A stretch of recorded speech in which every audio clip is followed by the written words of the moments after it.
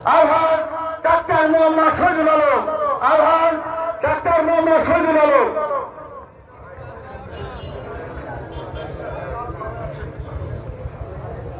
বিসমিল্লাহির রহমানির রহিম।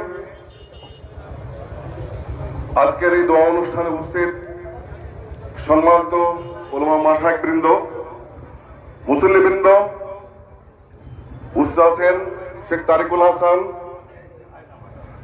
আমাদের প্রাণপ্রিয় ছোট ভাই, উপস্থিত আছেন অ্যাডভোকেট আব্দুল সাত্তার, সন্ত পিপি, জেলা বিএনপির সদস্য আসিফুর রহমান, শেখ নুরুজ্জামান সহ বিভিন্ন পর্যায়ের নেতৃবৃন্দ, অঙ্গ সংগঠনের নেতৃবৃন্দ এবং প্রিয় আসনবাসীবৃন্দ, মিডিয়ার ভাইরা, আসসালামু আলাইকুম। বাংলাদেশ আজ অসুস্থ। আপনারা খেয়াল করেছেন গত কয়েকটি দিন বাংলাদেশ স্তব্ধ হয়ে আছে। আমাদের প্রাণপ্রিয় নেত্রী, দেশনেত্রী, সাবেক তিনবারের সফল প্রধানমন্ত্রী দেশনেত্রী বেগম খালেদা জিয়া গুরুতর অসুস্থ।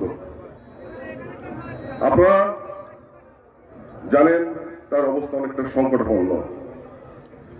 আজকে আমরা দোয়ার মাহফিল করতে যাচ্ছি, শুরু হয়েছে।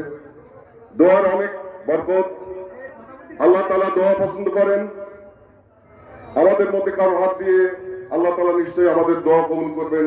আমরা দেশনেত্রীকে ফিরে পাবো ইনশাআল্লাহ সুস্থভাবে।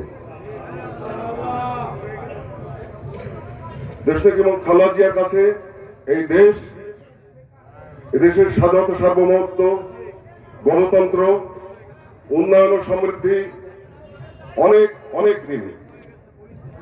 আমরা তাকে ভালোবাসার মাধ্যমে, শ্রদ্ধার মাধ্যমে আজকে আল্লাহর কাছে দোয়া করে আমরা তার সুস্থতা কামনা করব। আমি অনুরোধ রাখবো তার জন্য গির্জায় দেশনেত্রী বেগম খালেদা জিয়ার জন্য প্রার্থনা করেন। আমাদের সবার প্রার্থনায় উনি সুস্থ হয়ে ফিরবেন, বাংলাদেশ হাসবে।